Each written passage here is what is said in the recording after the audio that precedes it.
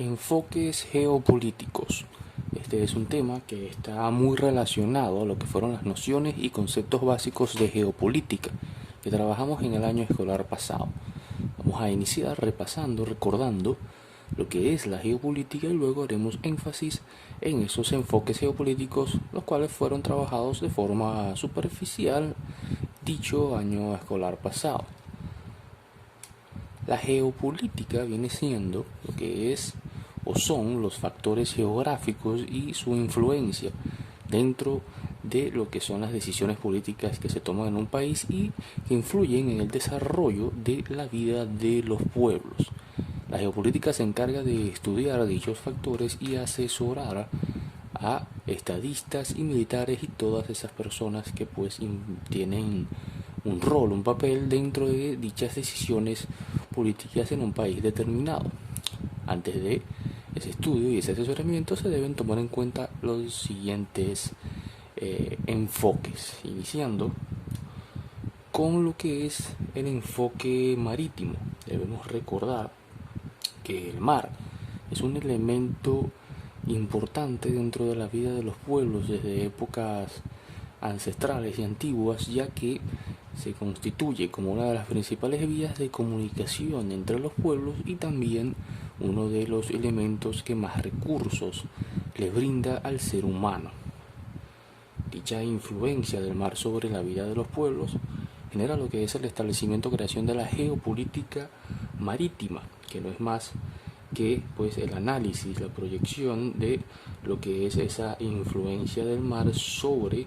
el entorno geográfico y las decisiones que toman los gobernantes respecto a dicho recurso. La proyección geopolítica marítima debe nutrirse de lo que es la investigación de todo lo que constituye dicho espacio marítimo, lo cual va a atraer nuevos polos de desarrollo para el mayor aprovechamiento de lo que son las cuencas oceanográficas, hidrográficas, plataforma continental y la zona económica exclusiva y de alta mar, que son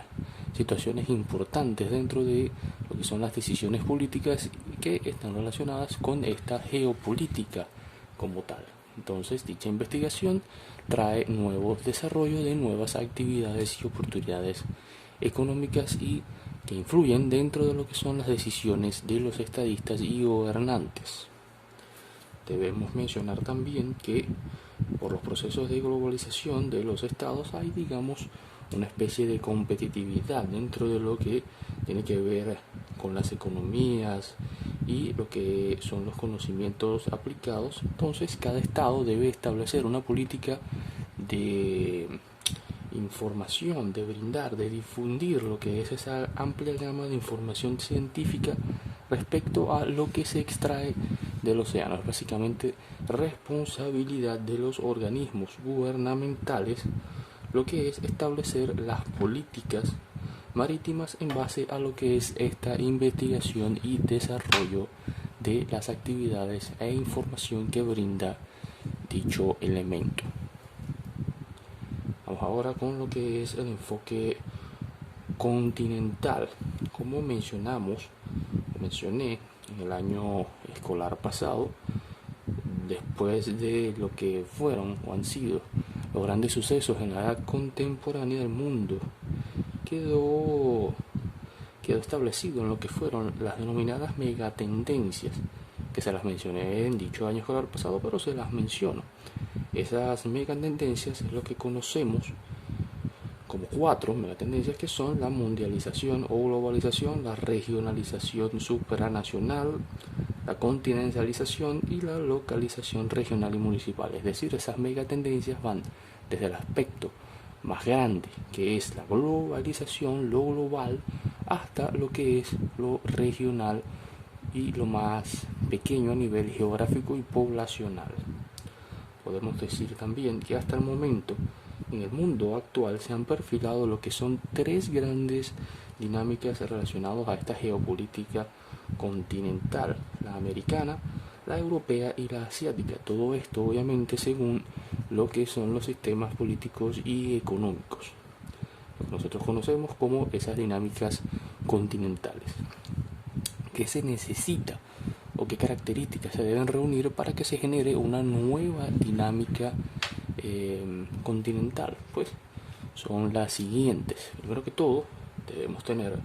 nuestra área geoeconómica o geopolítica continental, es decir, un territorio continental en donde se desarrolle un sistema económico, pues como ya veremos más a continuación, más específico. Luego tenemos lo que son los sistemas regionales, una hegemonía regional que reúna con los requisitos de un gran sistema económico, como lo puede ser, por ejemplo, Estados Unidos. Es decir, partimos primero desde un continente y luego tenemos un sistema regional hegemónico, es decir, tenemos nuestro continente y después tenemos lo que es una región dominante, una hegemonía respecto a niveles económicos, políticos o lo que son las características de un país desarrollado, como ya veremos a continuación. El tercer aspecto es un estado o nación con rasgos de potencia mundial, como lo son Estados Unidos, Alemania dentro de la Unión Europea y Japón dentro de la región Asia y el Pacífico. Es decir, partimos desde lo continental hasta lo que es una nación potencia. Tenemos un sistema amplio, un continente, tenemos luego una pequeña región, luego tenemos un estado potencia. Seguimos con un conjunto de meso o microsistemas regionales, es decir, lo que podemos tener como medianos y pequeños sistemas regionales dentro de esta área continental. Es decir, un sistema pequeño dentro de un sistema un poco más amplio. Posteriormente tenemos lo que son los países que no tienen ninguna asociación a ninguno de estos sistemas regionales, pero los colocamos aquí con un asterisco, ya que estos no son tan importantes. Se pueden existir dentro de lo que son las características de estas áreas dinámicas, pero no necesariamente tienen que existir para la conformación de las mismas. Y por último tenemos la cooperación macro y microsistemas, es decir, la cooperación entre estos estados o sistemas hegemónicos importantes y estos sistemas más pequeños. Para poner esto en términos un poco más fáciles, accesibles, para entender, para que básicamente venga existiendo lo que es una nueva dinámica poblacional, continental, debemos tener el desarrollo dentro de un continente que tenga un gran nivel económico y político, una gran importancia dentro de lo que son sus características como país desarrollado, un sistema regional hegemónico, es decir, dentro del continente, una región, ya sea occidental, oriental, luego tenemos un estado o nación potencia dentro de ese continente y luego tenemos pequeños sistemas regionales, es decir, ya a nivel de países no más pequeños, sino en el sentido de que interactúan junto con esta nación potencia para generar una dinámica. Vamos ahora con lo que es el enfoque aeroespacial. Luego de diversas convenciones y diversos sucesos, se llegó a la conclusión de que la soberanía de los países consta de 3 dimensiones: suelo, subsuelo y lo que es el espacio aéreo y ultraterrestre. Esto establece la importancia del enfoque aeroespacial como algo relativamente nuevo. Ya en años anteriores les he mencionado respecto a los primeros antecedentes relacionados a lo que es el espacio aéreo y aeroespacial, como los hermanos Wright, como lo que hizo Louis Blériot, entre otras cosas. Luego de diversas conferencias se llegó entonces a esta conclusión del establecimiento de esa soberanía en 3 dimensiones. En el año 1944 se regula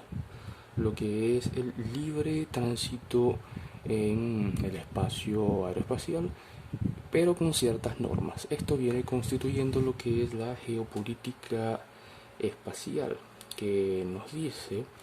que son todas aquellas ideas y hechos que se relacionan al espacio exterior y el uso, obviamente, de esto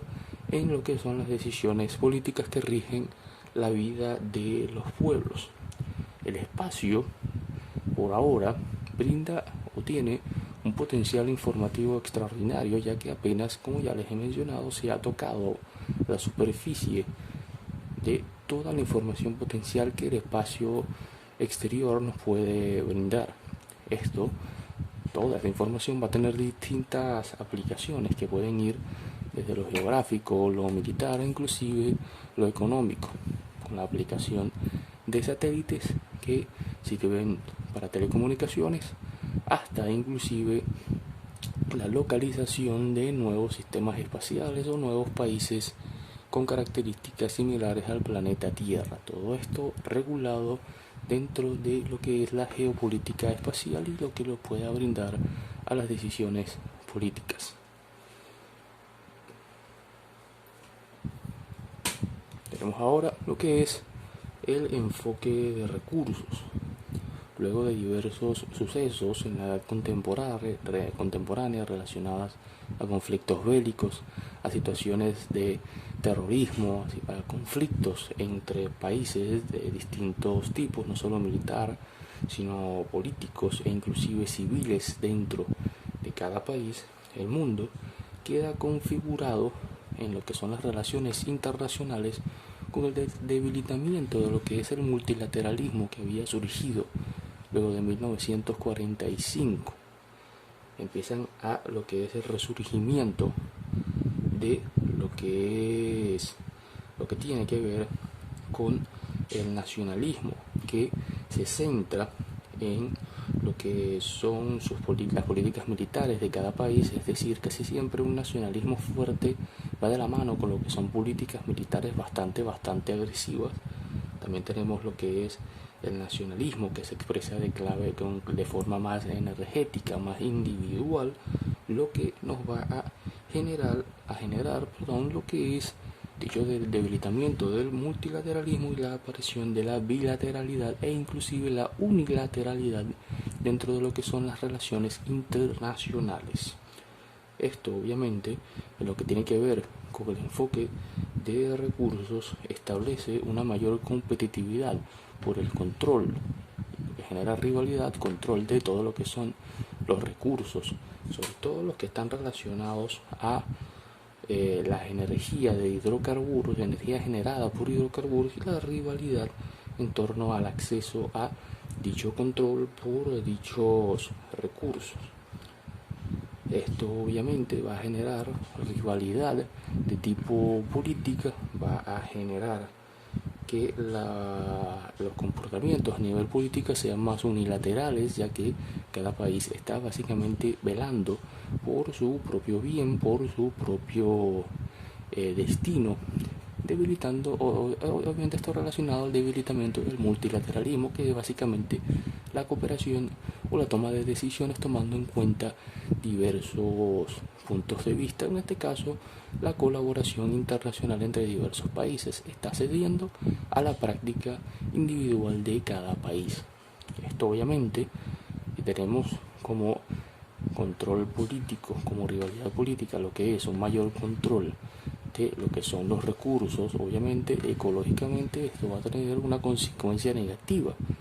porque va a generar una sobreexplotación de lo que son los recursos naturales estratégicos, porque pues los avances tecnológicos buscan lo que es no un mayor aprovechamiento tomando en cuenta una preservación ecológica, sino un mayor aprovechamiento en cuanto a la cantidad de recursos que se puedan extraer sin tomar en cuenta lo que esto causa sobre nuestro ambiente. Para finalizar, vamos con lo que es el enfoque de la integración, lo cual entendemos como la coordinación de las actividades económicas de varios estados. En este caso, obviamente, estamos hablando de unificar y coordinar procesos económicos y políticos dentro de las regiones y dentro del mundo. En la actual situación geopolítica desde hace ya algún tiempo,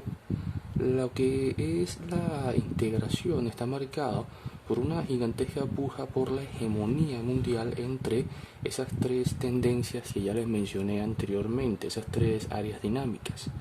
que son los Estados Unidos, Europa y Asia Oriental. La clave del desarrollo en las próximas décadas, como también les mencioné en el punto anterior, viene siendo la energía a base de los hidrocarburos. Esto genera pues la competencia entre los países por acceder a dicho recurso clave para el desarrollo, lo que está causando que en cuanto a integración el multilateralismo esté afectado. La integración y recursos, el enfoque de integración y el enfoque de los recursos están bastante relacionados, porque en la geopolítica actual la competencia por el acceso a dichos recursos está generando que la integración entre países se vea afectada. Esto nos genera un diagnóstico de lo que es la situación de la integración de países en la actualidad. Vivimos en una nueva época histórica que comenzó con una crisis energética en 1973 y que cambia lo que eran y lo que son los diversos procedimientos tecnológicos y productivos en el mundo. También podemos decir que todo lo que son las riquezas, todo lo que tiene que ver con la economía mundial, se desaceleró luego de 1945. Digamos que existe una concentración acelerada de las riquezas en algunos países y algunas regiones, sobre todo de índole o de características urbanas, lo que está llevando a una gran exclusión de una gran parte de la población nacional. También los procesos de globalización están estableciendo o imponiendo básicamente lo que son los valores predominantes de una cultura, es decir, las culturas se están mezclando o se están imponiendo unas sobre otras, mezclándose y generando poco a poco lo que es una cultura homogénea, producto de la globalización y el choque de civilizaciones. En algunos casos, culturas se imponen sobre otras. Existe obviamente en el mundo un dominio de las culturas, de esas megatendencias, de esas áreas dinámicas que les mencioné anteriormente, que chocan, que suplantan lo que son las culturas de otros países. Tenemos también lo que es el cambio de intereses estratégicos, y eso lo podemos resumir en un aspecto muy simple. La mayoría de las guerras antes de lo que eran los intereses geográficos, como lo que fueron los procesos de conquista e independencia, se dieron a lo que fueron las guerras ideológicas que tuvieron gran parte en la edad contemporánea hasta la Guerra Fría, y ese cambio de intereses accede a lo que son ya no conflictos entre países por características ideológicas, es decir, duelo entre un país, ya sea político o militar, que tiene cierta ideología contra otro país que tiene una ideología completamente distinta y rival. Ya los intereses no se generan, los conflictos no se generan por esos intereses idealistas de ideales, sino por los intereses en cuanto a recursos. Luego tenemos que lo que es la conformación del mundo ya no es similar igual a lo que era cuando finalizó la Guerra Fría. Los países dominantes o los, digamos, ganadores de dicho suceso o dicha configuración del mundo ha cambiado desde la finalización de la Guerra Fría hasta la actualidad. Es decir, que lo que fue el diseño geopolítico mundial luego de finalizar este suceso en el año 1991, y lo que se suponía iba a ser el nuevo orden mundial aceptado por el mundo en ese momento, no se cumplió como tal, y seguimos en un proceso de cambio y una nueva era histórica, como mencionamos acá. Por último, no solo están en crisis todos estos modelos políticos, económicos y sociales, sino también lo que viene siendo ese modelo neoliberal o liberal se encuentra en crisis por el hecho de que uno de los motivos es que no se encuentran respuestas a los problemas que afectan a la humanidad, y por este motivo todos lo que son los modelos se encuentran en una crisis actual, ya que no dan con las respuestas a los principales problemas de la humanidad.